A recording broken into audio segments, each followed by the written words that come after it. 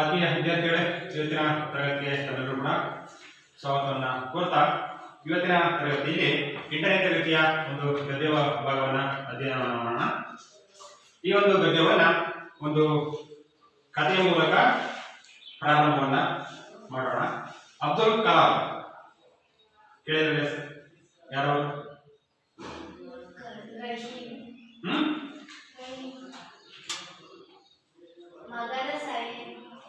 ಅಲ್ಲ,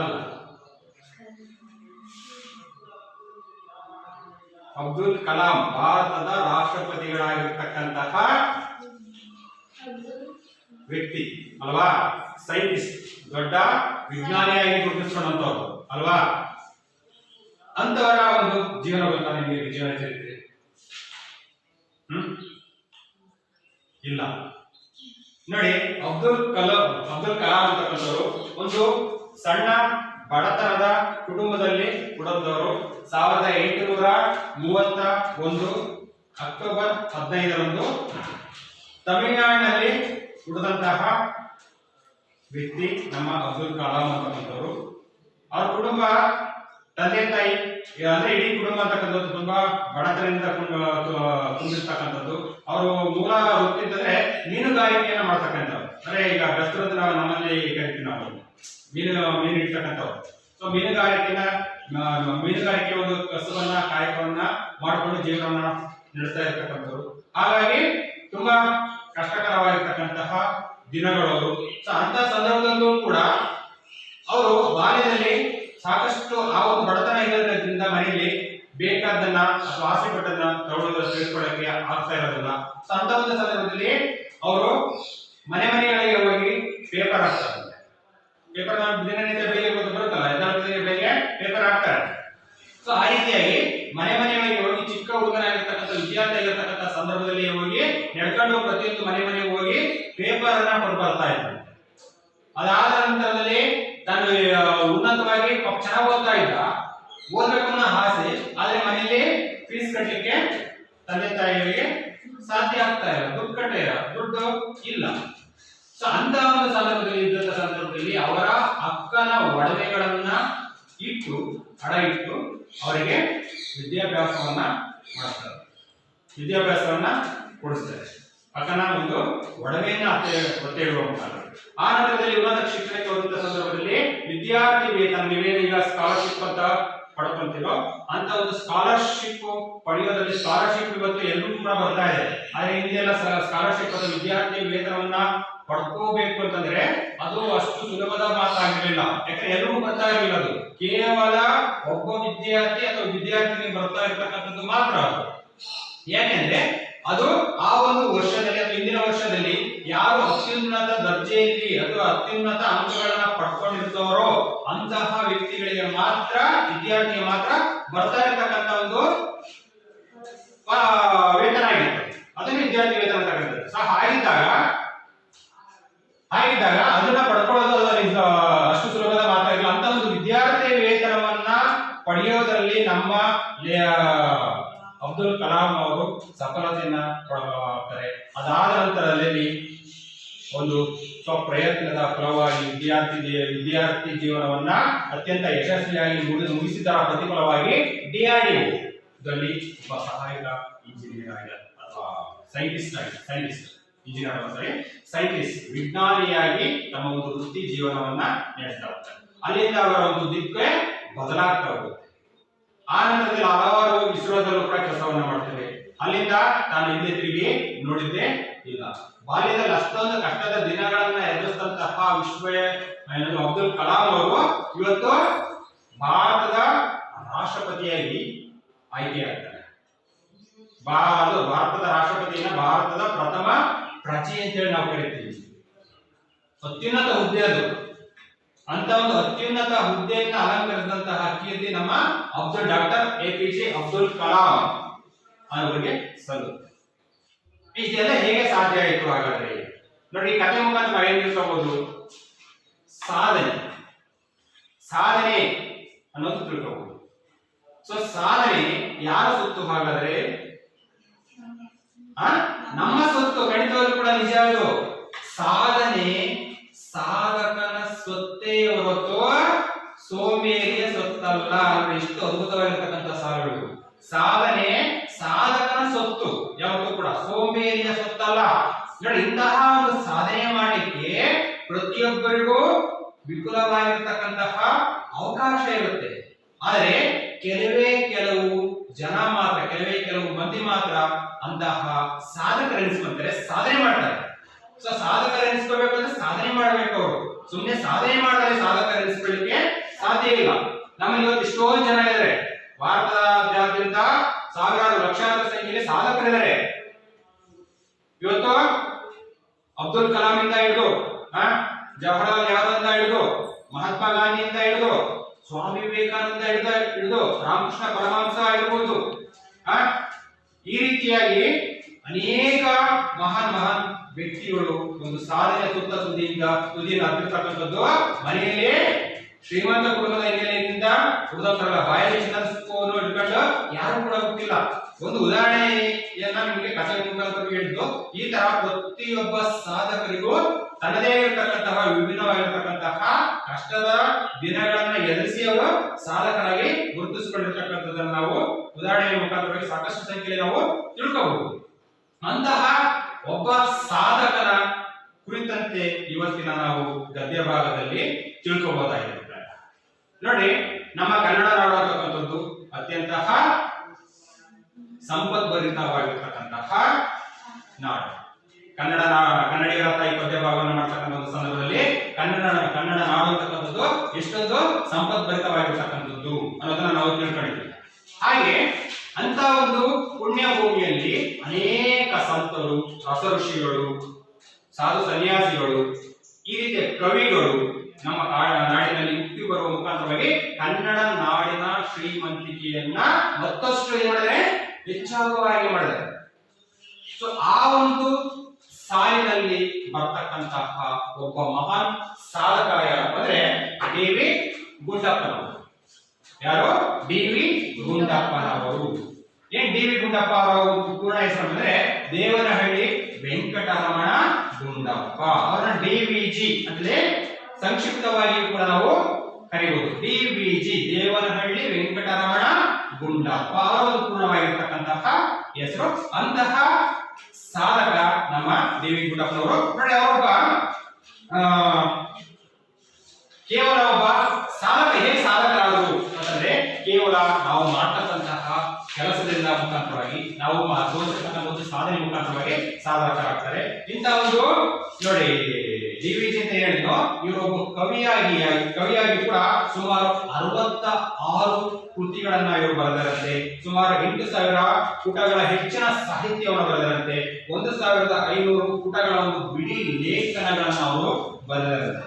ಇವರೊಬ್ಬ ಸಾಹಿತಿಯಾಗಿ, ಲೇಖಕರಾಗಿ, ಪತ್ರಕರ್ತರಾಗಿ, ಒಬ್ಬ ಸಂಪಾದಕರಾಗಿ, ರಾಜಕಾರಣಿಯಾಗಿ, ಎಲ್ಲಕ್ಕೂ ಮಿಗಿಲಾಗಿ ಆಸೆ ಆಮಿಷಗಳಿಗೆ ಒಳಗಾಗದೆ ತನ್ನ ಒಂದು ವ್ಯಕ್ತಿತ್ವದ ಮುಖಾಂತರವಾಗಿ, ಯಾವ್ದ್ರ ಮುಖಾಂತರವಾಗಿ? ತನ್ನ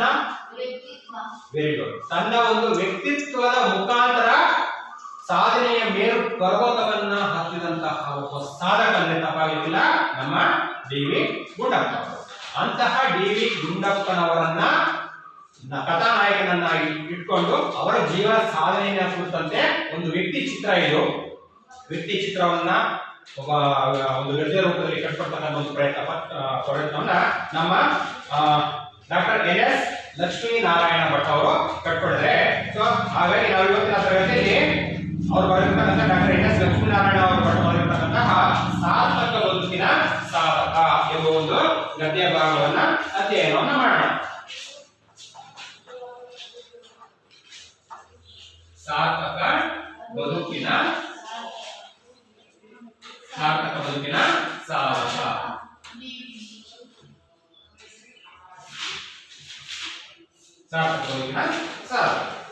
ನೋಡಿ, ಈ ಗದ್ಯ ಭಾಗವನ್ನ ಬರೆದಿರ್ತಕ್ಕಂಥವರು ಈಗ ಡಾಕ್ಟರ್ ಎನ್.ಎಸ್. ಲಕ್ಷ್ಮೀನಾರಾಯಣ ಭಟ್ ಅಂತ ಹೇಳ್ಬಿಟ್ಟು. ಹಾಗಾದ್ರೆ ಅವರು ಪರಿಚಯ ಕೂಡ ಮಾಡ್ಕೊಡ್ಬೇಕಲ್ವಾ? ಅವ್ರು ಎಲ್ಲಿ ಹುಟ್ಟಿದ್ರು, ಎಷ್ಟರಲ್ಲಿ ಹುಟ್ಟಿದ್ರು, ಅವ್ರು ಎಲ್ಲೆಲ್ಲಿ ಏನೆಲ್ಲ ಶಿಕ್ಷಣವನ್ನು ಪಡ್ಕೊಂಡ್ರು, ಯಾವ್ಯಾವೆಲ್ಲ ಕೃತಿಗಳು ಬರೆದ್ರು, ಯಾವೆಲ್ಲ ಪ್ರಶಸ್ತಿಗಳನ್ನು ಕೂಡ ಪಡ್ಕೊಂಡ್ರು ಅನ್ನೋ ಒಂದು ವಿಚಾರವನ್ನು ನಾವು ಮಾಡಬೇಕಾಗಿದೆ. ಹಾಗಾಗಿ ಅವರ ಒಂದು ಪರಿಚಯಕ್ಕೆ ಬರೋದಾದ್ರೆ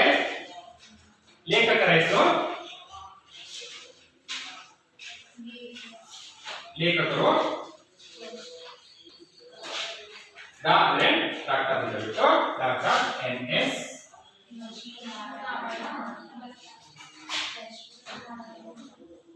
ಲಕ್ಷ್ಮೀ ಗುಡ್ ಲಕ್ಷ್ಮೀ ನಾರಾಯಣ ಭಟ್ಟ. ನೋಡಿ ಇವರ ಒಂದು ಜನನ 1936ರಲ್ಲಿ ಸ್ಥಳ ಶಿವಮೊಗ್ಗ ಜಿಲ್ಲೆಯಲ್ಲಿ ಆಗುತ್ತೆ.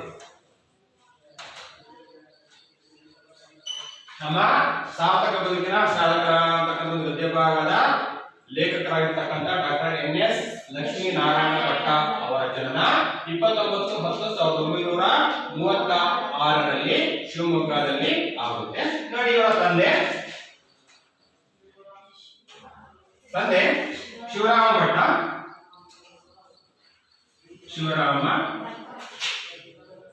ಶಿವರಾಮ ಭಟ್ಟ. ಹಾಗೆಯೇ ತಾಯಿ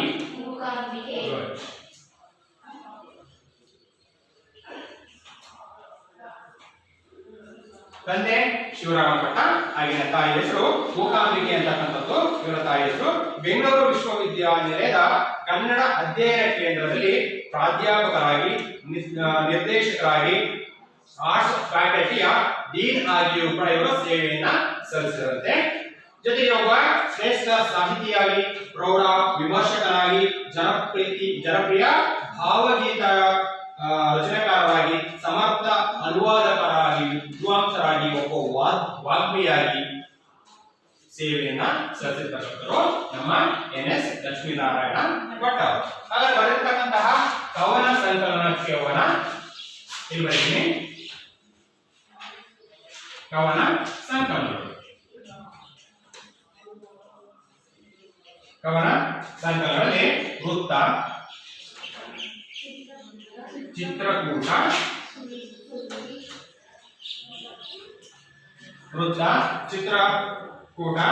ಸುಳಿ. 11ಕ್ಕೆ ಬಂದಿ ಸರ್, 11ಕ್ಕೆ ಬಂದಿ ಸರ್, 12ಕ್ಕೆ ಬಂದಿತಿ ಕಟ್ಟಾಯ್ತು.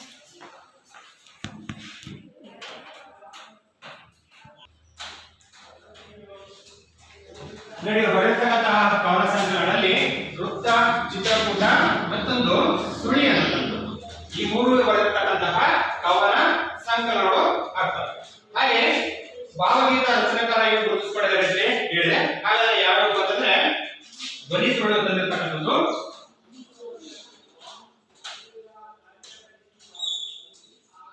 ಧ್ವನಿ ಸುಳ್ಳುಗಳಲ್ಲಿ ದೀಪಿಕಾ,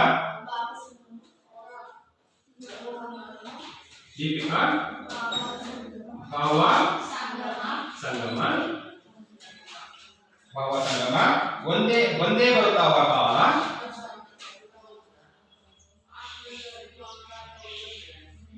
ಒಂದೇ ಬರುತ್ತಾವ ಕಾಲ, ಒಂದೇ ಬರ್ತಾವ ಕಾಲ, ಬಾರೋ ವಸಂತ, ಬಾರೋ ವಸಂತ. ಹಾಗೆ ಅಭಿನಂದನ,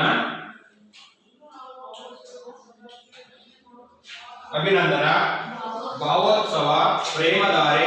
ಈ ರೀತಿಯಾಗಿ ಹಲವು ಧ್ವನಿ ಸುರುಳಿಗಳನ್ನ ಇವರು ತಂದಿದ್ದಾರೆ. ಹಾಗೆ ಮಕ್ಕಳ ಧ್ವನಿ ಸುರುಳಿಗಳಲ್ಲಿ ನಂದನ, ಕಿನ್ನರಿ, ನವಿಲುಗರಿ, ಕಿಶೋರಿ ಅಂತಕ್ಕಂತಹ ಕವನ ಸಂಕಲನವನ್ನು ಕೂಡ ಇವರು ತಂದಿದ್ದಾರೆ. ಜೊತೆಗೆ ಮತ್ತೊಂದು ಬಹಳ ಪ್ರಮುಖ ಕೃತಿ ಸಾಹಿತ್ಯ ರತ್ನ ಸಂಪುಟ, ಸಾಹಿತ್ಯ ರತ್ನ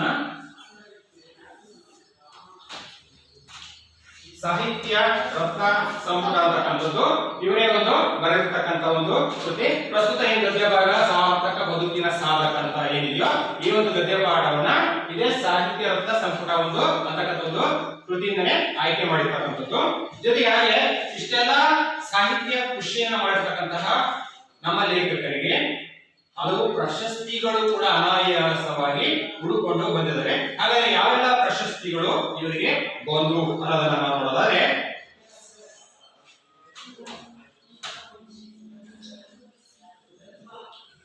ಪ್ರಶಸ್ತಿಗಳು. ರಾಜ್ಯ ಸಾಹಿತ್ಯ ಅಕಾಡೆಮಿ ಪ್ರಶಸ್ತಿ, ರಾಜ್ಯ ಸಾಹಿತ್ಯ ಅಕಾಡೆಮಿ ಪ್ರಶಸ್ತಿ, ರಾಜ್ಯ ಸಾಹಿತ್ಯ ಅಕಾಡೆಮಿ ಪ್ರಶಸ್ತಿ, ಶಿವರಾಮ ಪ್ರಶಸ್ತಿ,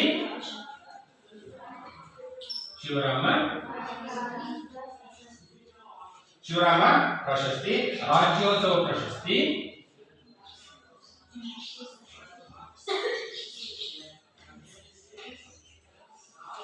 ರಾಜ್ಯೋತ್ಸವ ಪ್ರಶಸ್ತಿ, ಮಾಸ್ತಿ ಪ್ರಶಸ್ತಿ,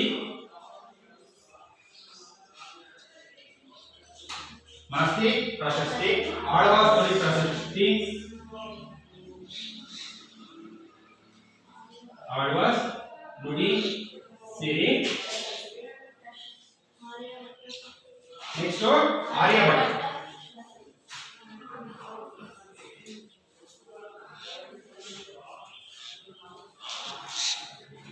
ನೋಡಿ, ಒಂದು ಪ್ರಶಸ್ತಿ ಪಡೆಯೋದ್ರಲ್ಲೇ ನಮಗೇನಾದ್ರೂ ಯಾವ್ದೋ ಒಂದು ಸಾಧನೆ ಮಾಡಿ ಒಂದು ಯಾವ್ದೋ ಒಂದು ಪ್ರಶಸ್ತಿ ಬಂದ್ಬಿಟ್ರೆ, ನಮ್ಗಿಂತ ಒಂದು ಪ್ರಶಸ್ತಿ ಬಂದ್ಬಿಡ್ತಪ್ಪ ಅಂದ್ರೆ ಹೆಮ್ಮೆಯಿಂದ ನಾವು ಹೇಳ್ಕೊಳ್ತೀವಿ, ಜೊತೆಗೆ ಖುಷಿ ಪಡ್ತೀವಿ. ನಮ್ಮ ಲೇಖಕರಾಗಿರ್ತಕ್ಕಂಥ NS ಲಕ್ಷ್ಮೀನಾರಾಯಣ ಭಟ್ ಅವರಿಗೆ ಪ್ರಶಸ್ತಿಗಳ ಒಂದು ಸುರಿಮಳೆ ಆಗಿರ್ತಕ್ಕಂಥ ನಾವು ಇಲ್ಲಿ ಗಮನಿಸಬಹುದು. ರಾಜ್ಯ ಸಾಹಿತ್ಯ ಅಕಾಡೆಮಿ ಪ್ರಶಸ್ತಿ ಬಂದಿದೆ, ಶಿವರಾಮ ಕಾರಂತ ಪ್ರಶಸ್ತಿ, ಶಿವರಾಮ ಕಾರಂತ ಪ್ರಶಸ್ತಿ, ಶಿವರಾಮ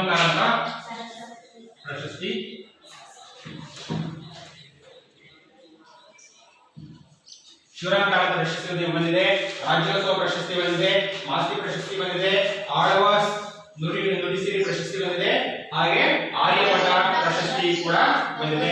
ಈ ರೀತಿಯಾಗಿ ಹಲವು ಪ್ರಶಸ್ತಿಗಳನ್ನು ಪಡೆದಿರ್ತಕ್ಕಂಥದ್ದು ನಮ್ಮ ಡಾಕ್ಟರ್ NS ಲಕ್ಷ್ಮೀನಾರಾಯಣ ಭಟ್ ಅವರ ಒಂದು ಸಾಧನೆ. ಸರಿ, ನೋಡೋಣ ಈಗ ಪಾಠಕ್ಕೆ ಬರೋಣ.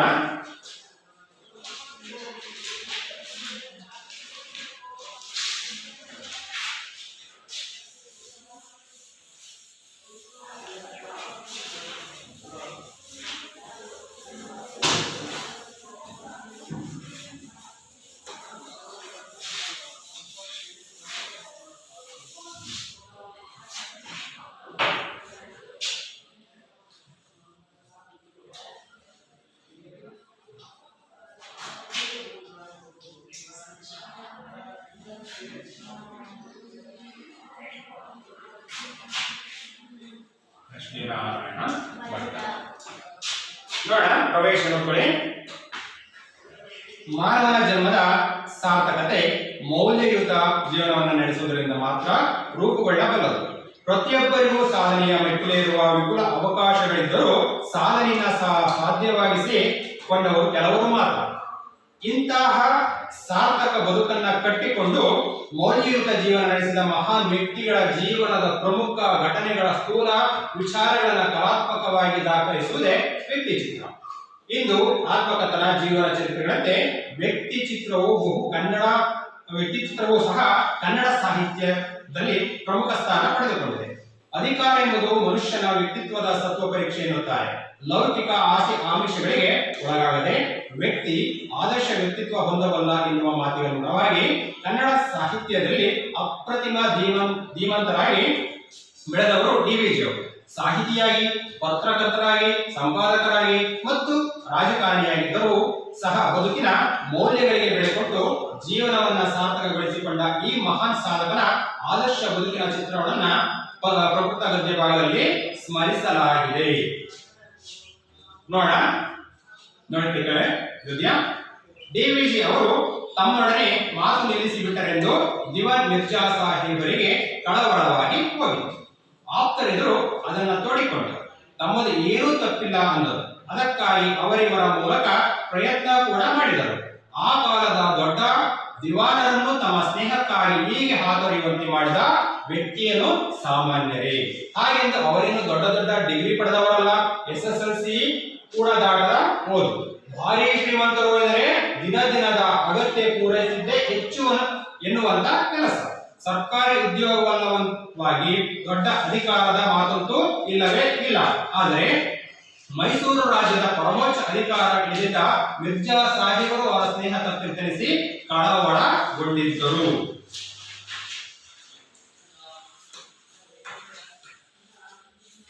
ಇಂತಹ ಸತ್ವಶಾಲಿ ವ್ಯಕ್ತಿತ್ವ ಡಿವಿಜಿಗೆ ಬಂದದ್ದು ಹೇಗೆ? ಕೇವಲ ಶೀಲ, ವಿವೇಕ, ನಿಸ್ಪೃಹತೆ, ಸ್ವಯಂ ಅರ್ಜಿತ ಪಾಂಡಿತ್ಯ, ಸಾರ್ವಜನಿಕ ಹಿತಾಸಕ್ತಿಗಳ ಬಲದಿಂದ ಮಿರ್ಜಾರ ಕಾಲಕ್ಕೆ ಡಿವಿಜಿ ದೊಡ್ಡ ಮೇಧಾವಿ ಎಂದು ವಿದ್ಯಾವಂತರ ವಲಯದಲ್ಲಿ ಹೆಸರಾಗಿದೆ. ಡಿವಿಜಿ ಅವರ ಹುಟ್ಟೂರು ಕೋಲಾರ ಜಿಲ್ಲೆಗೆ ಸೇರಿದ ಮುಳಬಾಗಿ.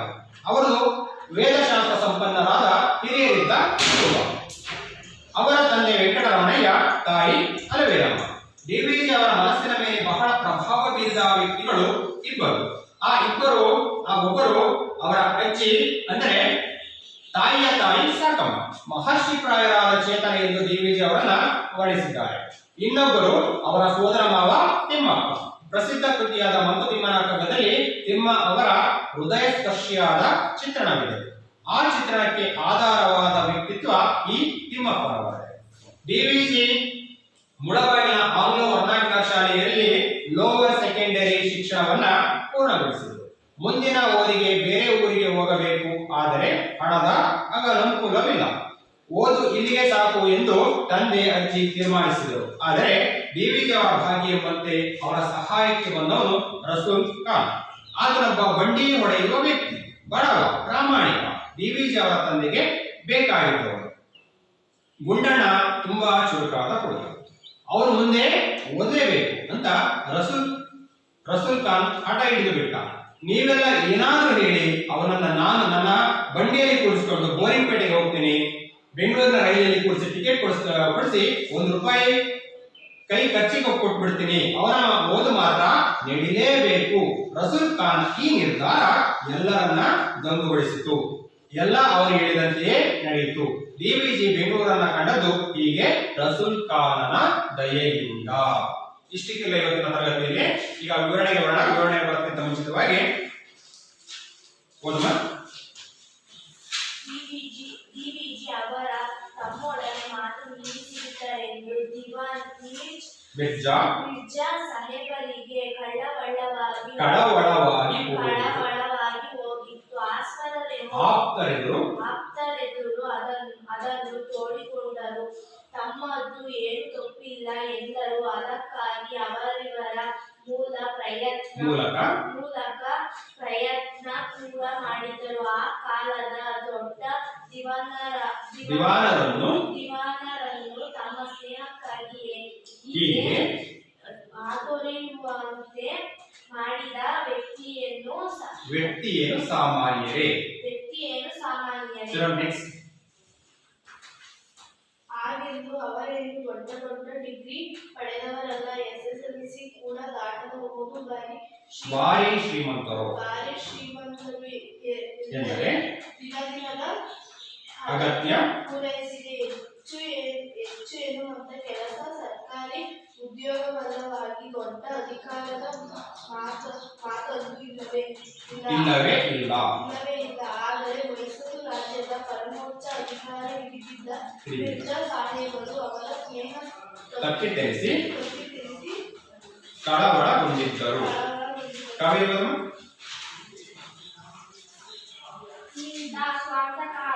ಸತ್ವಶಾಲಿ ವ್ಯಕ್ತಿತ್ವ ಡಿವಿಜಿಗೆ ಬಂದದ್ದು ಹೇಗೆ? ಕೇವಲ ಶೀಲ, ವಿವೇಕ, ನಿಸ್ಪೃಹತೆ, ಸ್ವಯಂ ಅರ್ಜಿತ ಪಾಂಡಿತ್ಯ,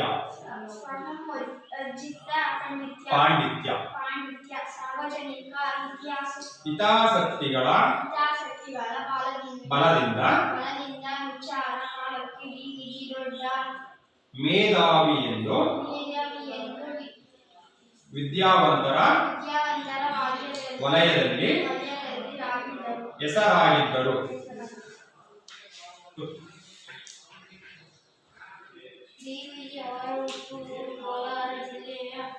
ಜಿಲ್ಲೆಗೆ ಸೇರಿದ ಮುಳಬಾಗಿಲು.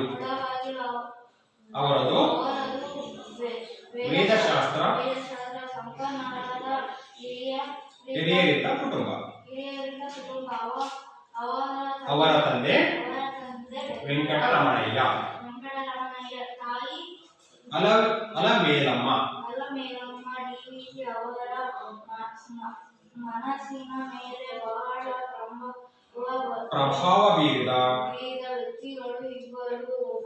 ಒಬ್ಬರು ಅವರ ಅಜ್ಜಿ ಎಂದು ಎಂದರೆ ತಾಯಿಯ ತಾಯಿಯ ತಾಯಿ ಮಹರ್ಷಿ ಮಹರ್ಷಿಪ್ರಾಯರಾದ ಪ್ರಾಯರಾದ ಚೇತನ ಎಂದು ಚೇತನ ಎಂದು ಡಿವಿಜಿ ಅವರನ್ನು ವರ್ಣಿಸಿದ್ದಾರೆ. ಇನ್ನೊಬ್ಬರು ಅವರ ಸೋದರ ಮಾವ ಸೋದರ ತಿಮ್ಮಪ್ಪ ಪ್ರಸಿದ್ಧ ಕೃತಿಯಾದ ಮಂಕುತಿಮ್ಮನ ಕಗ್ಗದಲ್ಲಿ ಹೃದಯ ಸ್ಪರ್ಶಿಯಾದ ಚಿತ್ರಣವಿದೆ. ಆ ಚಿತ್ರಣಕ್ಕೆ ಆಧಾರವಾದ ವ್ಯಕ್ತಿತ್ವ ತಿಮ್ಮಪ್ಪನವರದೇ. ನೋಡೋಣ ಈಗ ವಿವರಣೆಗೆ ಬರೋಣ. ಡಿವಿಜಿ ಅವರ ಒಂದು ಜೀವನ ಸಾಧನೆ ಬಗ್ಗೆ, ವ್ಯಕ್ತಿ ಚಿತ್ರದ ಬಗ್ಗೆ ನಮ್ಮ ಲೇಖಕರಾಗಿರ್ತಕ್ಕಂಥ NS ಲಕ್ಷ್ಮೀನಾರಾಯಣ ಭಟ್ ಅವರು ಹೇಳ್ತಾ ಹೋಗ್ತಾರೆ. ಡಿವಿಜಿ ಅವರು ತಮ್ಮೊಡನೆ ಮಾತು ನಿಲ್ಲಿಸಿಬಿಟ್ಟರೆಂದು ದಿವ್ಯಾ ಮಿರ್ಜಾ ಸಾಹೇಬರು ಕಳವಳವಾಗಿ ಹೋಗಿತ್ತು.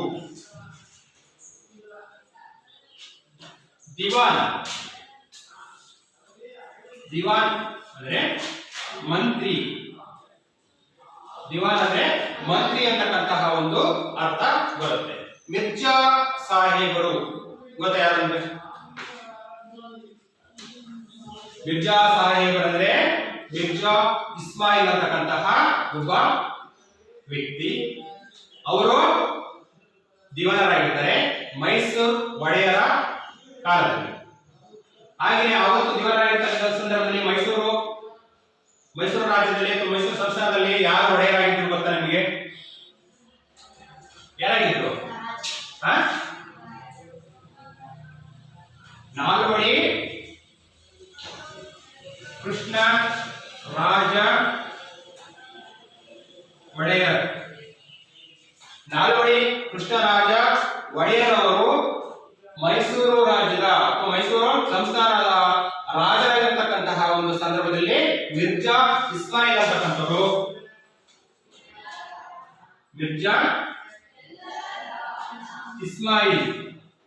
ಇವರು ದಿವಾನರಾಗಿದ್ದಾರೆ. ಹಾಗಾದ್ರೆ ಇವರು ಇಲ್ಲಿಂದ ಇಲ್ಲಿ ತನಕ ಎಷ್ಟು ವರ್ಷಗಳ ಕಾಲ ಮೈಸೂರು ಸಂಸ್ಥಾನದ ದಿವಾನರಾಗಿದ್ದು ಅಂತಂದ್ರೆ 1926ರಿಂದ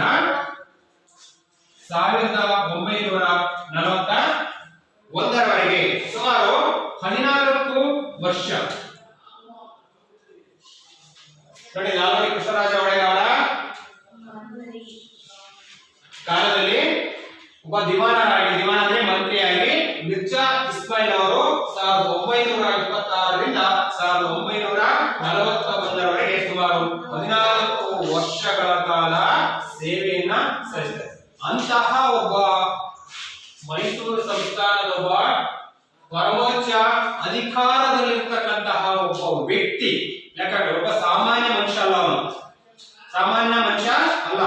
ಮೈಸೂರು ಸಂಸ್ಥಾನದ ಒಬ್ಬ ಪರಮೋಚ್ಚ ಅಧಿಕಾರದಲ್ಲಿರ್ತಕ್ಕಂಥ ಒಬ್ಬ ಉನ್ನತ ಸ್ಥಾನದಲ್ಲಿರ್ತಕ್ಕಂಥ ಒಬ್ಬ ವ್ಯಕ್ತಿ ಯಾವುದೋ ಒಬ್ಬ ವ್ಯಕ್ತಿಯನ್ನ ಮಾತಾಡಿಸ್ಲಿಕ್ಕೆ ಅವರ ಸ್ನೇಹ ತಪ್ಪಿ ಹೋಯ್ತಲ್ಲ ಅಂತೇಳಿ ಕಳವಳ ಅಂದ್ರೆ ಯಾರಂತ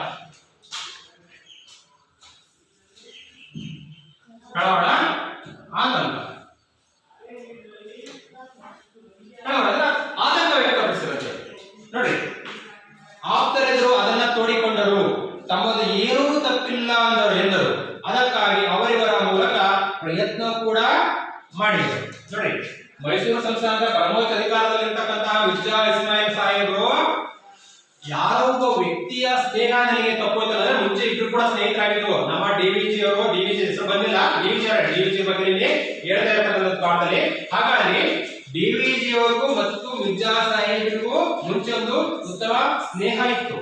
ಆದ್ರೆ ಯಾವುದೋ ಒಂದು ಕಾರಣದಿಂದಾಗಿ ಡಿವಿಜಿ ಅವರ ಸ್ನೇಹ ನಮ್ಮ ಮಿರ್ಜಾ ಸಾಹೇಬರಿಗೆ ತಪ್ಪಿ ಹೋಗುತ್ತೆ. ಈ ಕಾರಣದಿಂದಾಗಿ ನಮ್ಮ ಡಿವಿಜಿ ಅವರು ಮಿರ್ಜಾ ಅವರನ್ನ ಮಾತಾಡಿಸ್ಲಿಕ್ಕೆ ಹೋಗಲಿಲ್ಲ. ಸೊ ಇದು ಕೆಲವು ದಿನಗಳ ನಂತರ ನಂತರ ಮಿರ್ಜಾ ಅವರ ಗಮನಕ್ಕೆ ಬರುತ್ತೆ. ಸಹಜವಾಗಿ ಒಬ್ಬ ಅಷ್ಟೊಂದು ಉನ್ನತ ವ್ಯಕ್ತಿತ್ವವನ್ನು ಹೊಂದಿರತಕ್ಕಂತ ಒಬ್ಬ ನನ್ನ ಆಪ್ತ ಸ್ನೇಹಿತನನ್ನ ಕಳ್ಕೊಂಡಲ್ಲ ಅನ್ನೋ ಒಂದು ಬೇಜಾರಾಗ್ತದೆ. ಹಾಗಾಗಿ ಅವರು ಸ್ನೇಹವನ್ನ ಮತ್ತೆ ಪಡ್ಕೋಬೇಕಂತ ಹೇಳ್ಬಿಟ್ಟು ಅವ್ರು ಏನೋ ತನಗೆ ಯಾರ್ಯಾರೋ ಗೊತ್ತಿರ್ತಾರೋ ಅಥವಾ ಅವ್ರಿಗೆ ಯಾರು ಗೊತ್ತಿರ್ತಾರೋ ಅವ್ರ ಮುಖಾಂತರವಾಗಿ ಅವರ ಸ್ನೇಹ ಮತ್ತೆ ಹಿಂದೆ ಹೇಗೆ ಸ್ನೇಹಿತ ಅದೇ ತರ ಸ್ನೇಹ ಮುಂದುವರಿಸಿಕೊಂಡು ಹೋಗ್ಲಿಕ್ಕೆ ಇವ್ರು ನಿಮ್ಮಲ್ಲಿ ಜಗಳ ಆಡಿದ್ರೆ ಸುಮ್ಮನೆ ನೀವು ನನಗೇನೋ ಜಗಳ ಆಗ್ಬಿಟ್ಟೆ, ನನ್ನ ತುಂಬಾ ಆಪ್ತ ಸ್ನೇಹಿತ ಅವಳನ್ನ ಬಿಟ್ಟು ನನ್ನ ಕಡೆ ಇರ್ಲಿಕ್ಕಾಗಲ್ಲ, ಅವಳು ನನಗೆ ಬೇಕೇ ಬೇಕು ಸ್ನೇಹ, ನನಗೆ ಬೇಕೇ ಬೇಕು ಅಂತ ಏನ್ ಮಾಡ್ತಾರೆ ನೀವು? ಇನ್ನೊಬ್ರು ಸ್ನೇಹಿತರು ಇರ್ತೀರಿ, ಆ ಸ್ನೇಹಿತರ ಹತ್ರ ಮತ್ತೆ ಹೇಳಿಸ್ತೀರಿ ಅಲ್ವಾ? ಹಂಗೆ ಇವರು ಕೂಡ ಮತ್ತು ಕೆಲವ್ರ ಹತ್ರ ಹೇಳ್ತಾರೆ ಅವರು, ಆದ್ರೆ ಏನು ಕೂಡ ಪ್ರಯೋಜನ ಆಗಲ್ಲ. ಜೊತೆಗೆ ಇವರ ತಪ್ಪು ಕೂಡ ಏನೂ ಇರಲ್ಲ. ನಾನು ಏನ್ ತಪ್ಪು ಮಾಡಿದೀನಿ ಅಂದ್ರೆ ಸೂಕ್ಷ್ಮವಾಗಿ ತಪ್ಪು ಮಾಡಿರೋದೇನೋ ಗೊತ್ತಿಲ್ಲ, ಆದ್ರೂ ಕೂಡ ಇವರ ಗಮನಕ್ಕೆ ಬಂದ ಹಾಗೆ ಯಾವುದೇ ತರದ ತಪ್ಪು ಕೂಡ ನಾನು ಮಾಡಿಲ್ಲ, ತಪ್ಪು ಮಾಡದಿದ್ರು ಕೂಡ ಅವರ ಸ್ನೇಹ ನನಗೆ ತಪ್ಪಲ್ಲ ಅನ್ನೋ ಒಂದು ಕಳವಳವನ್ನ ಆತಂಕವನ್ನ ಇವರು ವ್ಯಕ್ತಪಡಿಸಿದ್ರಂತೆ. ಆ ಕಾಲದ ದೊಡ್ಡ ದಿವಾನರನ್ನ ತಮ್ಮ ಸ್ನೇಹಕ್ಕಾಗಿ ಹೀಗೆ ಆದರಿಯುವಂತೆ ಮಾಡಿದ ವ್ಯಕ್ತಿಯನ್ನು ಸಾಮಾನ್ಯವೇ ನೋಡಿ ಲೆಕ್ಕಾಗಿ ಅವತ್ತಿನ ಕಾಲದಲ್ಲಿ ಮೈಸೂರು ಸಂಸ್ಥಾನದ ಉನ್ನತ ಸ್ಥಾನವನ್ನು ಅಲಂಕರಿಸಿದಂತಹ ಒಬ್ಬ ಮಿರ್ಜಾ ಸಾಹೇಬರು ಯಾವುದೋ ಒಬ್ಬ ವ್ಯಕ್ತಿಯ ಬಗ್ಗೆ ಸ್ನೇಹ ತಪ್ಪಿ ಹೋಯ್ತಲ್ಲ ಅಂತೇಳಿ ಆತಂಕ ವ್ಯಕ್ತಪಡಿಸಲ್ಲ. ಹಾಗಾದ್ರೆ ಆ ವ್ಯಕ್ತಿ ಸಾಮಾನ್ಯ ಮನುಷ್ಯರಾಗಿದ್ರ? ಖಂಡಿತವಾಗೂ ಇಲ್ಲವೇ ಇಲ್ಲ.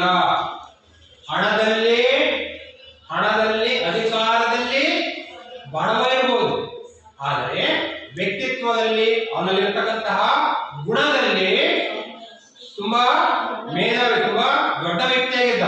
ಅಂತಹ ವ್ಯಕ್ತಿ ನನಗೆ ಬೇಕಾಗುತ್ತಂತ ಹೇಳ್ಬಿಟ್ಟು ಅವರು ಆತಂಕ ವ್ಯಕ್ತಪಡಿಸಿದ್ದಾರೆ. ಹಾಗಾದ್ರೆ ಈಗ ನಮ್ಮ ಡಿಜಿಸಿ ಬಗ್ಗೆ ಮುಂದುವರಿಸ್ತಾ ಇದ್ದಾರೆ. ಹಾಗೆಂದು ಅವರೇನು ದೊಡ್ಡ ಡಿಗ್ರಿ ಪಡೆದವರಲ್ಲ, SSLC ಕೂಡ ದಾಟದ ಓದು. ನೋಡಿ ನಾನು ಹೇಳಿದಾಗೆ ಹಣವಂತ ಅಂತ ಹೇಳಿದೆ, ಹಣವಂತನಲ್ಲ, ಅಧಿಕಾರ ಮಾಡಿಲ್ಲ. ಹಾಗಾದ್ರೆ ತುಂಬಾ ಚೆನ್ನಾಗಿ ಓದ್ಕೊಂಡಿದಾರ, ದೊಡ್ಡ ಡಿಗ್ರಿ, ಡಬಲ್ ಡಿಗ್ರಿ ಅಂತ ಹೇಳ್ತೀವಲ್ಲ, ಮಾಸ್ಟರ್ ಡಿಗ್ರಿ ಏನಾದ್ರು ಪಡ್ಕೊಂಡಿದಾರ? ಅದು ಕೂಡ ಇಲ್ಲ. ಕೇವಲ SSLC ಕೂಡ ದಾಟದ ಓದಂತರು. ಭಾರಿ ಶ್ರೀಮಂತರು ಅಂದ್ರೆ ದಿನದ ಅಗತ್ಯ ಪೂರೈಸಿದ್ದೇ ಹೆಚ್ಚು ಎನ್ನುವಂತ ಕೆಲಸ. ಅವರು ಭಾರಿ ಶ್ರೀಮಂತರ ಇಲ್ಲವೇ ಇಲ್ಲ. ಅವತ್ತು ದುಡಿಬೇಕು, ದಿನ ಅಗತ್ಯ ಪೂರೈಸಿದ್ದಾರೆ, ದಿನ ಅವತ್ತು ದುಡಿಬೇಕು. ಇನ್ನು ಮನೆಗಳಲ್ಲಿ ಇರ್ತಲ್ಲ ನಮ್ಮ ಮನೆಯಲ್ಲಿ, ಹಂಗೆ ಅವತ್ತು ದುಡಿಬೇಕು, ಅವತ್ತು ಬದುಕು ತಿನ್ಬೇಕು. ಇಲ್ಲ ಇವತ್ತು ನಾನು ದುಡಿಲಿಲ್ಲ ಅಂತ ಕೆಲಸಕ್ಕೆ ಹೋಗಿಲ್ಲ ಅಂತಂದ್ರೆ ಒಂದು ಕಾರಣ ಸರಿ, ಇವತ್ತು ನಾನು ದುಡಿಬೇಕು, ತಿನ್ಬೇಕು. ಇವತ್ತು ನಾನು ದುಡಿಲಿಲ್ಲ, ದುಡಿಮೆ ಮಾಡಲಿಲ್ಲ, ಕೆಲಸಕ್ಕೆ ಹೋಗಲಿಲ್ಲ ಅಂದ್ರೆ ಉಪವಾಸ ಇರೋದು. ನೋಡಿ, ಈ ತರದ ಒಂದು ಬಡತನದ ಕುಟುಂಬದ ಹಿನ್ನೆಲೆಯಲ್ಲಿ ಉಳಿದವರಾಗಿದ್ದರು ನಮ್ಮ DVC ಅವರು. ಸರ್ಕಾರಿ ಉದ್ಯೋಗವಿಲ್ಲವಾಗಿ ದೊಡ್ಡ ಅಧಿಕಾರದ ಮಾತಂತೂ ಇಲ್ಲವೇ ಇಲ್ಲ. ನೋಡಿ, ಸರ್ಕಾರ ಕೆಲಸವೂ ಇಲ್ಲ, ದೊಡ್ಡ ಅಧಿಕಾರದಲ್ಲೂ ಇಲ್ಲ, ನೋಡಿ ಏನು ಕೂಡ ಇಲ್ಲ ಅಂತ ಹೇಳಿರೋದು. ಆದರೆ ಮೈಸೂರು ರಾಜ್ಯದ ಪ್ರಮೋಚ್ಚ ಅಧಿಕಾರದಿಂದ ಮಿರ್ಜಾ ಸಾಹೇಬರು ಅವರ ಸ್ನೇಹ ತಪ್ಪಿತನಿಸಿ ಕಳವಳಗೊಂಡಿದ್ದರು. ನೋಡಿ, ನಾನು ಹಾಗೆ ಹೇಳಿದೆ, ಇವರು ಭಾರಿ ಅಧಿಕಾರದಲ್ಲಿದ್ದಾರ, ಉನ್ನತ ಹುದ್ದೆಯಲ್ಲಿದ್ದಾರ? ಇಲ್ಲ. ದೊಡ್ಡ ಡಿಗ್ರಿ ಪಡೆದಾರ? ಅದು ಇಲ್ಲ. ಭಾರಿ ಶ್ರೀಮಂತರ? ಅದು ಇಲ್ಲ. ದೊಡ್ಡ ಸರ್ಕಾರಿ ಕೆಲಸದಲ್ಲಿದ್ದಾರ? ಅದು ಕೂಡ ಇಲ್ಲ. ಆದರೂ ಕೂಡ ಏನೂ ಇಲ್ಲ. ಇವರು ಈ 4 ಅಂಶಗಳು ಹೇಳಿರಲ್ಲ, ಈ 4 ಅಂಶ ಇಲ್ಲದೆ ಇದ್ರೂ ಕೂಡ ಇನ್ನಂತ ಮೈಸೂರು ಸಂಸ್ಥಾನದ ಪರಮೋಚ್ಚ ಅಧಿಕಾರದಲ್ಲಿರ್ತಕ್ಕಂತಹ ಒಬ್ಬ ಮಿರ್ಜಾ ಅಂತಹ ಅಧಿಕಾರಿ ಯಾವುದೋ ಒಬ್ಬ ವ್ಯಕ್ತಿಯ ಸ್ನೇಹ ನನಗೆ ಬೇಕು ಬೇಕಂತ ಆತರಿತಾ ಇದ್ರು ಅಂದ್ರೆ ನಿಜಕ್ಕೂ ಕೂಡ ಈ 4 ಅಂಶ ಇಲ್ಲದೆ ಇದ್ರೂ ಕೂಡ ಆ 4ಅನ್ನ ಮೀರಿದಂತಹ 10 ಹಲವಾರು ಅಂಶಗಳು, 10 ಅಂಶಗಳು ಅವರಲ್ಲಿ ಮೆಚ್ಚಿಕೊಳ್ತಕ್ಕಂತಹ ಅಥವಾ ಅವರ ಸ್ನೇಹ ಬೇಕು ಅನ್ನೋ ರೀತಿಯಲ್ಲಿ ಇದ್ವು. ನೋಡಿ, ಇಂತಹ ಸತ್ವಶಾಲಿ ವ್ಯಕ್ತಿತ್ವ DVCಗೆ ಬಂದದ್ದು ಕೇವಲ ಶೀಲ, ವಿವೇಕ, ನಿಸ್ಪೃಹತೆ, ಸ್ವಯಂ ಅರ್ಜಿತ ಪಾಂಡಿತ್ಯ, ಸಾರ್ವಜನಿಕ ಹಿತಾಸಕ್ತಿಗಳ ಬಲದಿಂದ ಮಿರ್ಜಾರ ಕಾಲಕ್ಕೆ DVC ದೊಡ್ಡ ಮೇಧಾವಿ ಎಂದು ವಿದ್ಯಾವಂತರ ವಲಯದಲ್ಲಿ ಹೆಸರಾಗಿದ್ದರು. ಮೇಧಾವಿ ಏನ್ ಮೇಧಾವಿ ಅಂದ್ರೆ ಬುದ್ಧಿವಂತ.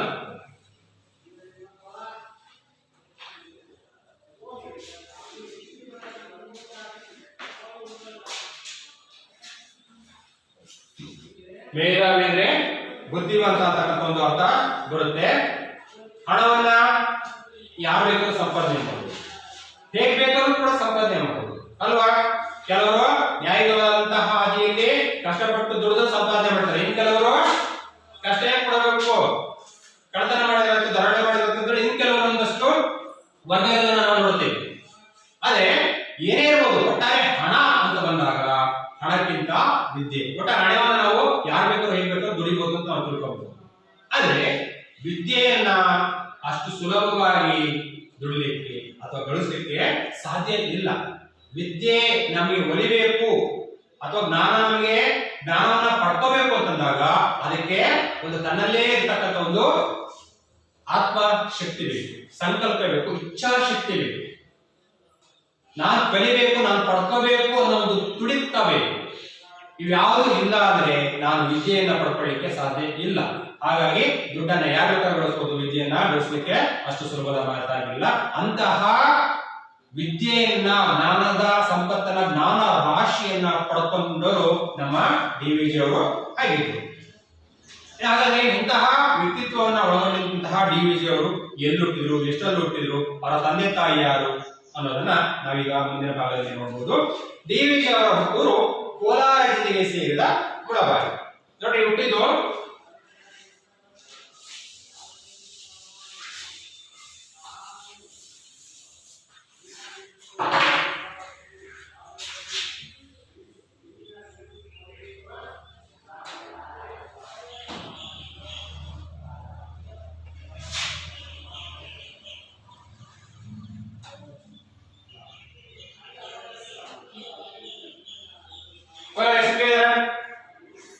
ಕೋಲಾರ ಯಾವುದು ವಿಶೇಷ?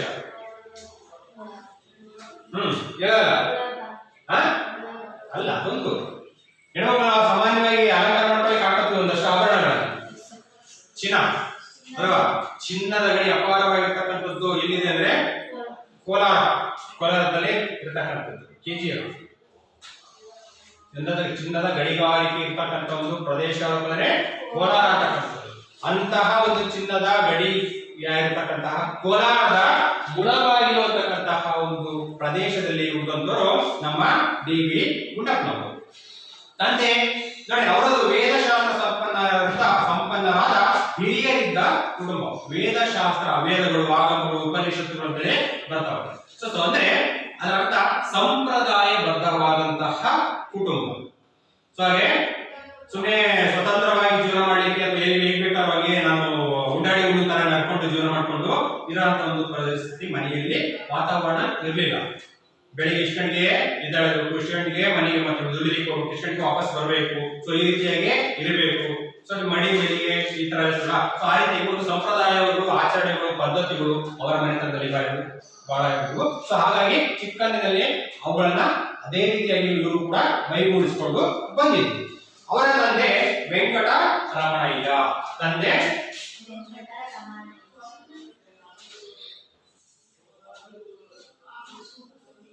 ವೆಂಕಟರಮಣಯ್ಯ. ಎಲ್ಲಿ ಹುಟ್ಟಿದ ಡಿ.ವಿ.ಜಿ ಅವರು?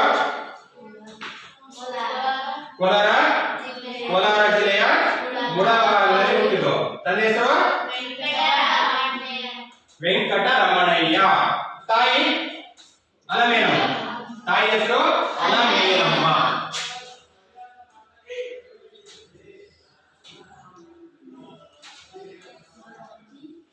ತಾಯಿ ಹೆಸರು ಏನು? ಅಲಮೇಲಮ್ಮ ಅಂತಕ್ಕಂಥದ್ದು ಅವರ ಒಂದು ತಾಯಿಯ ಹೆಸರು.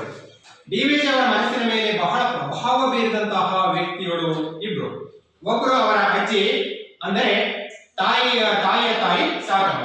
ನೋಡಿ, ಡಿ.ವಿ.ಜಿ ಅವರ ಒಂದು ಚಿಕ್ಕಂದಿನಲ್ಲಿ ಅವರ ಒಂದು ಮನಸ್ಸಿನ ಮೇಲೆ, ಅವರ ಒಂದು ವ್ಯಕ್ತಿತ್ವದ ಮೇಲೆ ಬಹಳ ಪ್ರಭಾವವನ್ನು ಬೀರಿದಂತಹ ವ್ಯಕ್ತಿಗಳು ಅಂದ್ರೆ ಇಬ್ಬರು. ಅಂದ್ರೆ ಇವತ್ತು ನಾವೇನು ಸಮಾಜದಲ್ಲಿ ಇಷ್ಟೊಂದು ದೊಡ್ಡ ವ್ಯಕ್ತಿಯಾಗಿ ನಿಂತಿದ್ದಾರೆ, ಇಷ್ಟೊಂದು ಸಾಧನೆಯ ಒಂದು ಉನ್ನತ ಶಿಖರವನ್ನ ಏರಿದೆ ಅಂತ ನಾವು ಏನ್ ನೋಡ್ತಾ ಇಲ್ವಾ, ಇಂಥ ಒಂದು ಸಾಧನೆಯ ಉನ್ನತ ಶಿಖರವನ್ನ ಏರ್ಲಿಕ್ಕೆ ನೋಡಿ ನಾವು ಒಂದು ಮರ ಅಂತಕ್ಕಂಥದ್ದು ಸಮೃದ್ಧವಾಗಿ ವಿಶಾಲವಾಗಿ ಬೆಳೆಯಬೇಕಂದ್ರೆ ಆ ಒಂದು ಮರ ಸಸಿದ್ದಾಗ ಅದಕ್ಕೆ ಸಿಕ್ಕಂತಹ ಗೊಬ್ಬರ, ನೀರು, ಫಲವತ್ತಾದಂತಹ ಮಣ್ಣು ಕಾರಣ ಆಗಿದೆ. ಹಾಗೆ ಇವತ್ತು ಡಿ.ವಿ.ಜಿ ಇಷ್ಟೆಲ್ಲಾ ಸಾಧನೆ ಮಾಡಿದರೆ ಅನ್ನೋದಕ್ಕೆ ಅವರ ಮನಸ್ಸಿನ ಮೇಲೆ, ಅವರ ವ್ಯಕ್ತಿತ್ವದ ಮೇಲೆ ಪ್ರಭಾವ ಬೀರದಂತಹ ವ್ಯಕ್ತಿಗಳು ಇಬ್ರು. ಅದರಲ್ಲಿ ಒಬ್ರು ಹೇಳ್ತಾರೆ, ಅವ್ರು ಯಾರಂದ್ರೆ ಅವರ ತಾಯಿಯ ತಾಯಿ ಸಾಕಮ್ಮ. ಅಮ್ಮಮ್ಮ ಅಂತ ನಾವು ಕರೀಬಹುದು, ಕೆಲವು ಕಡೆ ಅಮ್ಮಮ್ಮ ಅಂತ ಕರೀತಾರೆ.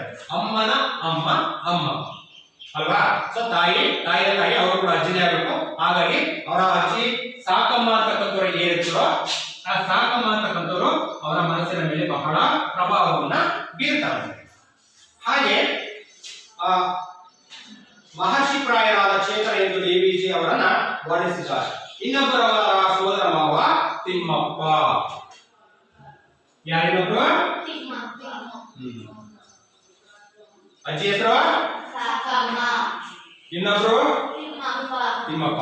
ಅಜ್ಜಿ ಸಾಕಮ್ಮ ಅಂತಕ್ಕಂಥವ್ರು ಮತ್ತು ಮತ್ತೊಬ್ಬ ಸೋದರ ಮಾವ ತಿಮ್ಮಪ್ಪ ಅಂತಕ್ಕಂಥದ್ದು ಅವರ ವ್ಯಕ್ತಿತ್ವದ ಮೇಲೆ ಪ್ರಭಾವ ಬೀರುವಂತಹ ವ್ಯಕ್ತಿಗಳಾಗಿ ಗುರುತಿಸಿಕೊಳ್ತಾರೆ. ಪ್ರಸಿದ್ಧ ಕೃತಿಯಾದ ಮಂಕುತಿಮ್ಮನ ಕಗ್ಗದಲ್ಲಿ ತಿಮ್ಮ ಅವರ ಹೃದಯ ಸ್ಪರ್ಶಿಯಾದ ಚಿತ್ರಣವಿದೆ. ಆ ಚಿತ್ರಣಕ್ಕೆ ಆಧಾರ ವ್ಯಕ್ತಿತ್ವ ಈ ತಿಮ್ಮಪ್ಪನವರೇ. ನೋಡಿ, ನಮ್ಮ ಡಿ.ವಿ.ಜಿ ಅವರು ಬರೆದಂತಹ ಪ್ರತಿಯೊಂದು ಪದ್ಯದ ಅಂತ್ಯದಲ್ಲಿ ಮಂಕುತಿಮ್ಮ ಮಂಕುತಿಮ್ಮ ಅಂತೇಳಿ ಬರ್ತಾ ಹೋಗುತ್ತೆ. ಆ ಮಂಕುತಿಮ್ಮ ಆತರ ಬರೀಲಿಕ್ಕೆ ಮೂಲ ಪ್ರೇರಕ ಶಕ್ತಿಯಾದಂತಹ ಕಾರಣ ಆಗಿರ್ತಕ್ಕಂಥರೆ ಅವರ ಸೋದರ ಮಾವರಾಗಿರ್ತಕ್ಕಂತಹ ತಿಮ್ಮಪ್ಪ ಅವರು ಆಗಿರ್ತಾರೆ. ಇನ್ನು ಅವರ ಒಂದು ತಂದೆ ತಾಯಿ ಆಯಿತು, ವ್ಯಕ್ತಿತ್ವದ ಮೇಲೆ ಪ್ರಭಾವ ಬೀರುವಂತಹ ವ್ಯಕ್ತಿಗಳು ಬಗ್ಗೆ ತಿಳ್ಕೊಂಡಿದ್ದಾಯ್ತು. ಈಗ ಅವರೊಂದು ಶಿಕ್ಷಣಕ್ಕೆ ಸಂಬಂಧಪಟ್ಟಂತೆ ಬರ್ತಾ ಇದೆ. ಡಿ.ವಿ.ಜಿ ಮುಳಬಾಗಿಲಿನ ಆಂಗ್ಲೋ ವರ್ಣಾಂತರ ಶಾಲೆಯಲ್ಲಿ ಲೋವರ್ ಸೆಕೆಂಡರಿ ಶಿಕ್ಷಣವನ್ನ ಪೂರ್ಣಗೊಳಿಸಿದರು. ನೋಡಿ, ಡಿ ಅವರು ಕೋಲಾರ ಏನಿರುತ್ತೋ ಕೋಲಾರತಕ್ಕಂಥ ಮುಳಬಾಗಿಲು ಹುಟ್ಟಿದಂತಹ ಊರು. ಆ ಹುಟ್ಟಿದಂತಹ ಊರಲ್ಲಿ ಲೋವರ್ ಸೆಕೆಂಡರಿ ಅಂದ್ರೆ ಪ್ರಾಥಮಿಕ, ನಮಗೆ ಏನ್ ಹೇಳ್ತಲ್ಲ ಪ್ರಾಥಮಿಕ ಶಿಕ್ಷಣ, ಹಿರಿಯ ಪ್ರಾಥಮಿಕ ಶಿಕ್ಷಣ ಅಂದ್ರೆ ಪೂರ್ವ ಪ್ರಾಥಮಿಕ, ಹಿರಿಯ ಪ್ರಾಥಮಿಕ ಅಂತ ಹೇಳ್ತಲ್ಲ, ಹಾಗೆ ಇವರು ಕೂಡ ಲೋವರ್ ಪ್ರಾಥಮಿಕ ಹಿರಿಯ ಪ್ರಾಥಮಿಕ ಶಿಕ್ಷಣವನ್ನು ಕೂಡ ಅವರು ಪಡ್ಕೊಳ್ತಾರೆ. ಮುಂದಿನ ಊರಿಗೆ ಬೇರೆ ಊರಿಗೆ ಹೋಗಬೇಕು, ಆದರೆ ಹಣದ ಅನುಕೂಲವಿಲ್ಲ. ಪಾಪ ಅವೆಲ್ಲ ಶಾಲೆಗಳ ಸಂಖ್ಯೆ ಬಹಳ ಕಡಿಮೆ ಇರ್ತಾ ಇತ್ತು. ಹಾಗಾಗಿ ಮತ್ತೆ ಶಾಲೆಗಳು ಮತ್ತೆ ಆ ಊರಲ್ಲಿ ಎಷ್ಟು ಎಲ್ಲೇ ತನಕ ಇತ್ತು ಅಲ್ಲಿ ತನಕ ಮಾತ್ರ ಕಲ್ತ್ಕೊಂತ ಇದ್ದಾರೆ. ಅದನ್ನ ಮುಗಿಸಿ ಮತ್ತೆ ಬೇರೆ ಶಾಲೆಗೆ ಬೇರೆ ಕಡೆ ಮತ್ತೆ ಉನ್ನತ ಶಿಕ್ಷಣವನ್ನ ಪಡ್ಕೋಬೇಕಂದ್ರೆ ಬೇರೆ ಕಡೆ ಹೋಗ್ಬೇಕಂತ ಬೇರೆ ಕಡೆ ತುಂಬಾ ದೂರದಲ್ಲಿ ಇರ್ತಕ್ಕಂಥ ಸಮೀಪದಲ್ಲಿ ಇರ್ತಾ ಇರಲಿಲ್ಲ. ಈಗಿನಷ್ಟು ಸಂಖ್ಯೆ ಶಾಲೆಗಳು ಇರಲಿಲ್ಲ. ಕಡಿಮೆ ಸಂಖ್ಯೆ ಇರೋದ್ರಿಂದ ದೂರ ಕಳಿಸ್ಬೇಕು. ಜೊತೆಗೆ ದೂರ ಕಳಿಸ್ಬೇಕಂದ್ರೆ ಏನ್ ಮಾಡಬೇಕು, ದುಡ್ಡು ಕೂಡ ಬೇಕು, ನೋಡ್ಕೊಳ್ಳೋರು ಕೂಡ ಇರಬೇಕು. ಆದ್ರೆ ಇಲ್ಲಿ ಅವರನ್ನ ಆ ಒಂದು ಬೇರೆ ಕಡೆ ಶಾಲೆಗೆ ಶಿಕ್ಷಣವನ್ನು ಕಳಿಸಲಿಕ್ಕೆ ಮನೆಯಲ್ಲಿ ಅನುಕೂಲವಾದಂತಹ ವಾತಾವರಣ ಇದೆಯಾ? ಖಂಡಿತ ಅವರು ಇಲ್ಲ. ಹಣಕಾಸು ಬೇಕು, ಹಣ ಇಲ್ಲ, ಬಡತನ.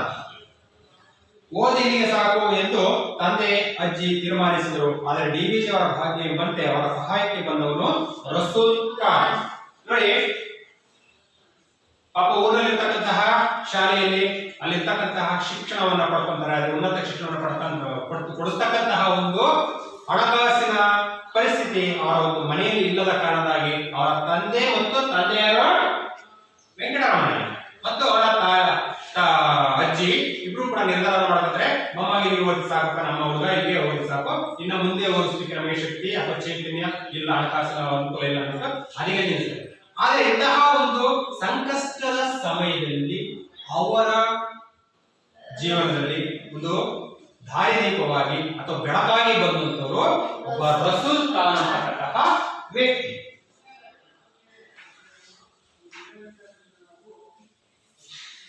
ರಸೂಲ್ ಖಾನ್ ಅಂತಕ್ಕಂಥವನು ಅವರ ತಂದೆಯ ಸ್ನೇಹಿತ. ಡಿ.ವಿ.ಜಿ ಅವರ ಭಾಗ್ಯ ಎಂಬಂತೆ ಅವರ ಸಹಾಯಕ್ಕೆ ಬಂದವನು ರಸೂಲ್ ಖಾನ್. ಆತನೊಬ್ಬ ಬಂಡಿ ಹೊಡೆಯುವ ವ್ಯಕ್ತಿ. ಬಂಡಿ ಅಂದ್ರೆ ಗಾಡಿ, ಬಂಡಿ ಓಡಿಸೋದು. ಬಡವ, ಪ್ರಾಮಾಣಿಕ. ನೋಡಿ, ಅವನು ಏನಾದ್ರು ನಡಕಾಡ್ತಾರೆ, ಅವನೇನೋ ಶ್ರೀಮಂತರಿಂದ ಹಾಗಾದ್ರೆ ಭಾರಿ ಸಂಪತ್ತಿದೆಯ ಹತ್ರ ಇಲ್ಲ, ಅವನು ಕೂಡ ಬಂಡಿ ಹೊಡೆಯಬೇಕು, ಅವನು ಕೂಡ ಜೀವನ ನಡೆಸಬೇಕು.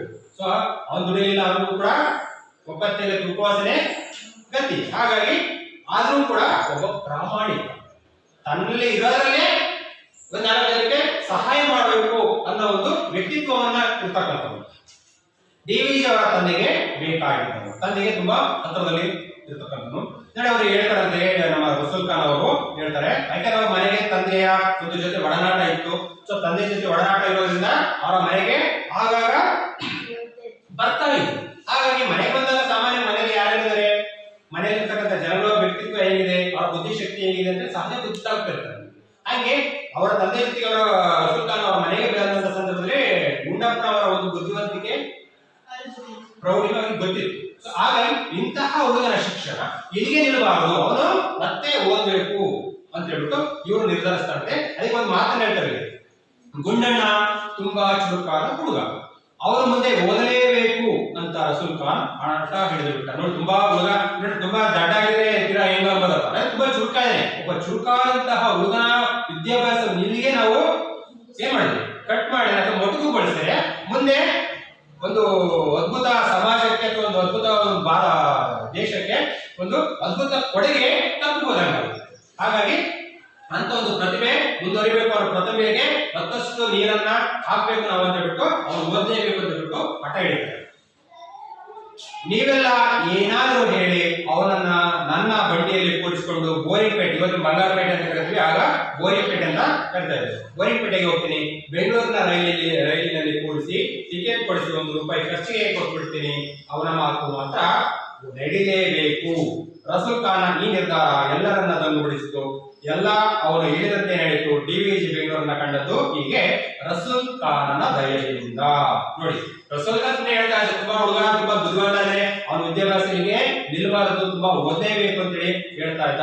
ಏನೋ ತಮಾಷೆ ಹೇಳ್ತಾ ಇದ್ದಾರೆ ಅಂತ ಮನೆಯಲ್ಲೂ ಕೂಡ ಅನ್ಕೊಂಡಿದ್ರೆ ಏನೋ ಗೊತ್ತಿಲ್ಲ, ಆದ್ರೆ ಅವನು ಹೇಳಿದಂತೆ ಮಾಡು. ಏನೋ ಬೆಂಗಳೂರಲ್ಲಿ ಇರ್ತಕ್ಕಂತಹ ಬಂಗಾರಪೇಟೆ ಕಳಿಸ್ತೀನಿ, ರೈಲಲ್ಲಿ ನಾನೇ ಕರ್ಕೊಂಡು ಹೋಗಿ ಅವ್ನ ಕೈಗೆ ₹1 ಖರ್ಚು ಕೊಟ್ಟು ಬರ್ತೀನಿ ಅಂತ ಹೇಳ್ತಾ ಇದ್ದ. ಅವನು ಕೂಡ ಅದೇ ರೀತಿ ಹೇಳದಂತೆಯೇ ಮಾಡ. ನೀವು ಅನ್ಕೋಬಹುದು ₹1 ಯಾವ ಮೂಲಿಗಾಗುತ್ತೆ ಅಲ್ವಾ, ಯಾವ ತರದ ಮೌಲ್ಯ ಅಂತ ಅನ್ಕೋಬಹುದು. ಇವತ್ತಿನ ಕಾಲಕ್ಕೆ ₹1 50 ಪೈಸೆ ಆಗಲಿ 5 ಪೈಸೆ ಆಗಲಿ ಚಿಕ್ಕದು ಅನ್ಸ್ಬೋದು, ಅದ್ರ ಮೌಲ್ಯ ಮಾತ್ರ ಯಾವತ್ತೂ ಕೂಡ ಇದೆ. ಅದರ ಮೌಲ್ಯ ಕಡಿಮೆ ಇರೋದು, ಮೌಲ್ಯ ಯಾವತ್ತೂ ಕೂಡ ಯಾವ್ದು ಕೂಡ ಕಳ್ಕೊಳ್ಳೋದಿಲ್ಲ. 5 ಪೈಸೆ ಆದ್ರೂ ಅದಕ್ಕೆ ತಕ್ಕಂತ ಒಂದು ಮೌಲ್ಯ ಇರುತ್ತೆ, ₹1 ಕೂಡ ಅದಕ್ಕೆ ತಕ್ಕಂಗಿರುತ್ತೆ, ಆದ್ರೆ ಮೌಲ್ಯ ಸ್ವಲ್ಪ ತಗ್ಗಿರ್ಬೋದು. ಆದ್ರೆ ಅವತ್ತಿನ ಕಾಲದಲ್ಲಿ ₹1 ಅಂತಕ್ಕಂಥದ್ದು ಬಹುಶಃ ದೊಡ್ಡದಾಗಿದೆ. ಯಾಕಂದ್ರೆ ಅವಾಗೆಲ್ಲ ಆಣೆಗಳಿದ್ವು, 1 ಆಣೆ 2 ಆಣೆ 3 ಆಣೆ 4 ಆಣೆ 5 ಆಣೆ, 5 ಪೈಸೆ 10 ಪೈಸೆ 20 ಪೈಸೆ 25 ಪೈಸೆ, ಆಮೇಲೆ 8 ಆಣೆ 50 ಪೈಸೆ, ಆಮೇಲೆ ₹1. ನೋಡಿ ₹1 ಕೆಳಗಡೆ ಇಷ್ಟೆಲ್ಲ ನಾಣ್ಯಗಳು ಇದ್ವು, ಚಲಾವಣೆಯಲ್ಲಿ ಇದ್ವು. ಸೊ ₹1 ಇವಾಗ ಹೇಳಿ ಮತ್ತೆ ದೊಡ್ಡದ ಚಿಕ್ಕದ ದೊಡ್ಡದದು. ಇವತ್ತು ಹೆಚ್ಚಿಗೆ ₹1 ಅಂತಕ್ಕಂಥದ್ದು ₹1000 ಲೆಕ್ಕ. ಅವತ್ತಿನ ಕಾಲಕ್ಕೆ ₹1 ಅಂತಕ್ಕಂಥದ್ದು ₹1000ಗೆ ಲೆಕ್ಕ. ₹1000 ಬೇರೆ ಬೇಕಾದ್ರೆ ಶಿಕ್ಷಣ ಪಡ್ಕೋಬಹುದಾಗಿತ್ತು. ಶಿಕ್ಷಣದ ಒಂದು ಏನು ಫೀಸ್ ಆಗಿರ್ಬೋದು, ಖರ್ಚು ವೆಚ್ಚಗಳು ಕೂಡ ತುಂಬಾ ಕಡಿಮೆ ಇತ್ತು. ಹಾಗಾಗಿ ₹1 ಬೇಕಾದಷ್ಟು ಆಗ್ತಾ ಇತ್ತು. ಹಾಗಾಗಿ ₹1 ಪಾಪ ನನಗೆ ಕಷ್ಟ ಆದ್ರೂ ಕೂಡ ಪರವಾಗಿಲ್ಲ, ಒಂದು ವಿದ್ಯಾರ್ಥಿಯ ಶಿಕ್ಷಣ ನಡಿಲೇಬೇಕು ಅಂತ ಹೇಳ್ಬಿಟ್ಟು ಅವನು ಹೇಳ್ದಂಗೆ ಒಂದು ರೈಲು ಕರ್ಕೊಂಡು ಹೋಗ್ತಾನೆ, ₹1 ಕೈ ಕೊಟ್ಟು ಬೋರಿಂಗ್ಪೇಟೆಗೆ ಹೋಗ್ಲಿಕ್ಕೆ ಅವಕಾಶನ ಮಾಡಿಕೊಡ್ತಾರೆ. ಸೊ ಈ ರೀತಿಯಾಗಿ ರಸೂಲ್ ಖಾನನ ದಯದಿಂದಾಗಿ ನಮ್ಮ ಲೇಖಕರು ಡಿವಿಜಿ ಅವರು ಬೆಂಗಳೂರನ್ನ ತಲುಪಲಿಕ್ಕೆ ಸಾಧ್ಯ ಆಗುತ್ತೆ. ಇವತ್ತಿನ ಪಾಠ ಇಲ್ಲಿಗೆ ಇರಲಿ. ನಾಳೆಯ ಕ್ಲಾಸಲ್ಲಿ ಈ ಪಾಠವನ್ನ ಮುಂದುವರಿಸೋಣ. ಪಾಠ ಅರ್ಥ ಆಯ್ತಲ್ಲ? ಡಿವಿಜಿ ಎಲ್ಲಿ ಹೊಟ್ಟಿದ್ರು? ಕೋಲಾರ ಜಿಲ್ಲೆಯ ಮುಳಬಾಗಿಲಿನಲ್ಲಿ. ಡಿವಿಜಿ ಅವರ ತಂದೆ ಹೆಸರೇನು? ತಾಯಿ ಹೆಸರು ಅಲಮೇಲಮ್ಮ. ಡಿವಿಜಿ ಅವರ ವ್ಯಕ್ತಿತ್ವದ ಮೇಲೆ ಪ್ರಭಾವ ಬೀರಿದಂತಹ ವ್ಯಕ್ತಿತ್ವ ಇವರು ಎಷ್ಟು ಜನ ಅಂತ ಕೇಳಿದ್ರು? ಇಬ್ರು. ಒಬ್ರು ಯಾರು? ಅವರ ತಾಯಿಯ ತಾಯಿ ಸಾಕಮ್ಮ, ಅಜ್ಜಿ. ಇನ್ನೊಬ್ರು ಅವರ ಸೋದರ ಮಾವ ತಿಮ್ಮಪ್ಪ ಅಲ್ವಾ? ಹಾಗೆ ಅವರ ಒಂದು ಶಿಕ್ಷಣ ನಿಂತಹ ಒಂದು ಸಂದರ್ಭದಲ್ಲಿ ಬೆಂಗಳೂರಿನ ಬೋರಿಂಗ್ಪೇಟೆಗೆ ಹೋಗುವಂತಹ ವ್ಯವಸ್ಥೆಯನ್ನ ಮಾಡಿದಂತವ್ರು ಯಾರು? ರಸೂಲ್ ಖಾನ್ ಅಂತಕ್ಕಂಥವರ ಕಾಯಕ ಏನು ಕೆಲಸ? Very good. ಬಂಡಿ ಹೊಡ್ತಕ್ಕಂತಹ ಕಾಯಕವನ್ನ ಅಥವಾ ಕೆಲಸವನ್ನ ನಿರ್ವಹಿಸ್ತಾ ಇದ್ದ. ಅವನ ಮೂಲಕ ಬೆಂಗಳೂರಿನ ಬೋರಿಂಗ್ಪೇಟೆಗೆ ಬರಲಿಕ್ಕೆ ಸಾಧ್ಯ ಆಯ್ತು. ಇಷ್ಟಕ್ಕೆಲ್ಲ ಇದಕ್ಕೆ ಸಂಬಂಧಪಟ್ಟಂತ ಒಂದಷ್ಟು ಕ್ವಶನ್ಸ್ ನೀಡಿದೆ ಅಂತ ಕಂಡು ನಡೆಯುವ ಮಾಡ್ಕೊಳ್ಳೋದನ್ನಿ.